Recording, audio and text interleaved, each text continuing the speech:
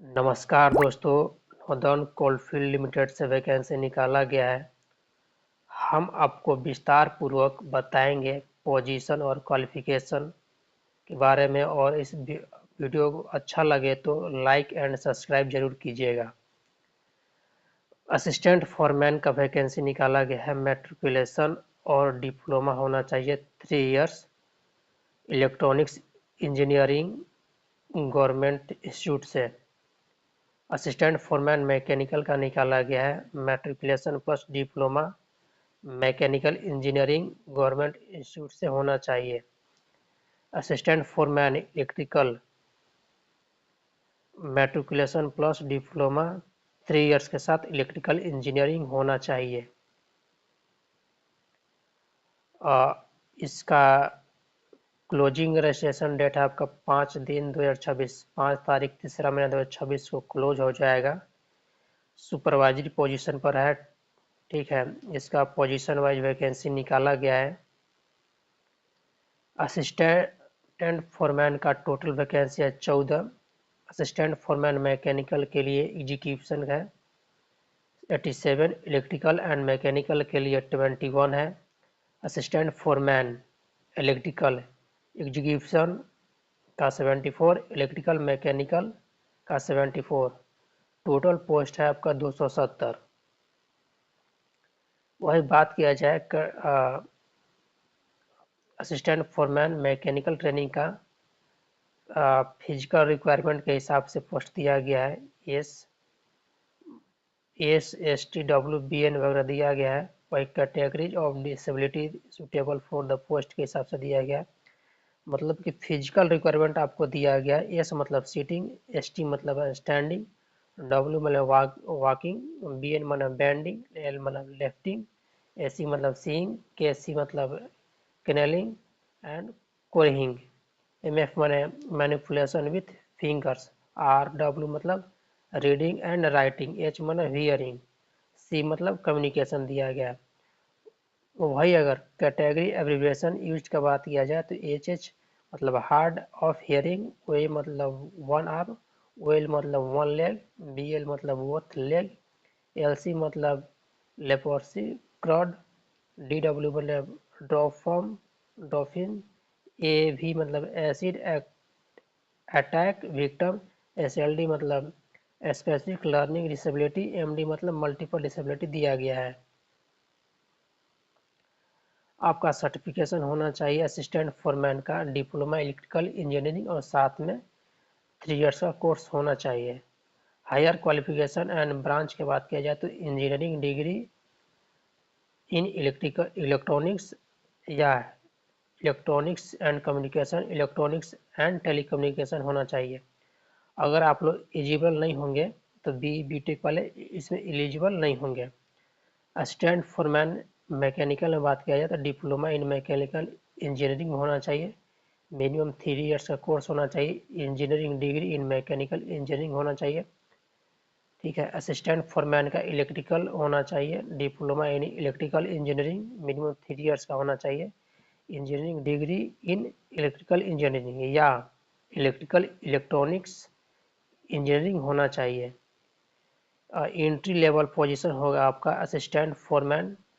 Monthly आपका grade C के हिसाब से आपको 47,330 रुपये पर मंथ मिलेगा। ट्रेनिंग का पीरियड रहेगा 1 ईयर। असिस्टेंट फॉरमैन मैकेनिकल का रहेगा 47,330 पर मंथ। एग्जीक्यूशन का 2 इयर्स एंड ये मतलब मैकेनिकल असिस्टेंट फॉरमैन आपका 2 इयर्स का ट्रेनिंग रहेगा। असिस्टेंट फॉरमैन का रहेगा इलेक्ट्रिकल का, एग्जीक्यूशन का रहेगा आपका 2 इयर्स, EM का रहेगा 2 इयर्स। इसका सैलरी रहेगा 47,330। रिजर्वेशन वाइज दिया गया ST SC OBC के लिए दिया गया है कैटेगरी वाइज। अंडर अनरिजर्व और EWS के लिए नो रिलैक्सेशन दिया गया। ST SC के लिए 5 इयर्स, OBC के लिए आपका NCL सेंटर लिस्ट में 3 इयर्स, PWB के लिए अंडर रिजर्व में आपका 10 years, PWBD OBC non creamy layers central list में आपका 13 इयर्स, PWBD SC/ST के लिए 15 ईयर्स, ठीक है। एक सर्विसमैन के लिए आपका 3 ईयर्स डिफेंस में आपका होना जरूरी है, सर्विस प्लस 3 ईयर्स, ठीक है। डिपार्टमेंटल कैंडिडेट के लिए आपका नो अपर एज लिमिट होना चाहिए। एप्लीकेशन फ़ी की बात किया जाए तो ऑन रिजर्व के लिए, OBC नॉन क्रीमी के लिए, EWS के लिए आपका 1,000 रुपये लगेगा प्लस GST 1,180 रुपये लगेगा। वही ST SC ESM या PWBD या डिपार्टमेंटल कैंडिडेट के लिए नो फी लगेगा, मतलब कि नहीं फी लगेगा। सिलेक्शन आपका होगा कंप्यूटर बेस्ड टेस्ट, और मिनिमम आपका उसी के आधार पर सिलेक्शन होगा। आपका जो सबसे ज़्यादा मार्क लाएगा उसी के हिसाब से आपका क्वालिफाई किया जाएगा। Computer based test and laid on down cut off marks minimum qualifying marks के हिसाब से आपको मिला जाएगा।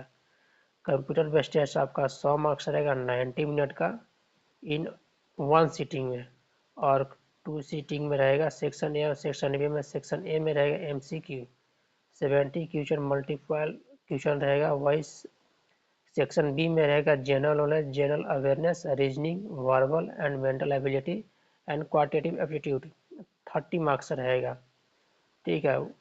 1 मार्क्स नो पेंडम, किसी भी रॉन्ग क्वेश्चन पर आपको नेगेटिव मार्क्स नहीं दिया जाएगा, ठीक है, नेगेटिव मार्क नहीं रहेगा।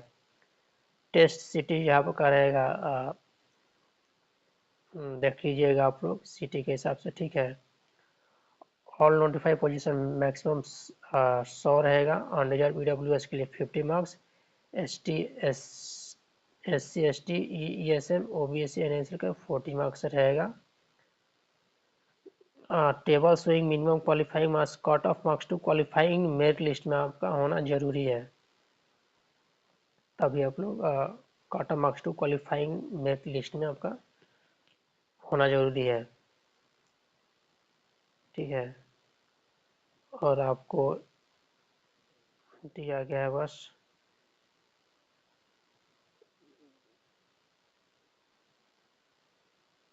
How to apply. आप लोग आपको NCL CIL और कैरियर रिक्रूटमेंट में जा करके एम्प्लॉयमेंट नोटिफिकेशन पढ़ करके आप लोग फॉर्म फिलअप कर लीजिएगा, ठीक है। और आपका कॉपी लगेगा आपका 3 JPG file, smart file, passport size photo, black इन पेन, सिग्नेचर होना चाहिए। डॉक्यूमेंट्स आपका होना चाहिए मैट्रिकुलेशन या सेकेंडरी बोर्ड लेवल का।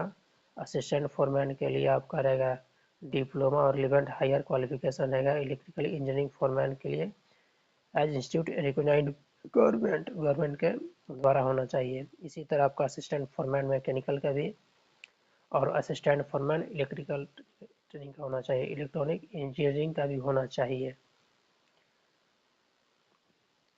लास्ट डेट आपका स्टार्ट डेट है 11/2026 से लेकर के 5/3/2026, 5 तारीख 3रा महीने 2026 तक वो लास्ट डेट है आपका। आपका जब एडमिट कार्ड आएगा तो आप वेबसाइट पर चेक करते रहिएगा। कंप्यूटर बेस्ड टेस्ट होगा और डिक्लेरेशन आपका रिजल्ट आएगा, ऑफिशियल वेबसाइट पर दिया जाएगा। वीडियो अच्छा लगे तो चैनल को लाइक कीजिए और सब्सक्राइब कीजिए। जय हिंद।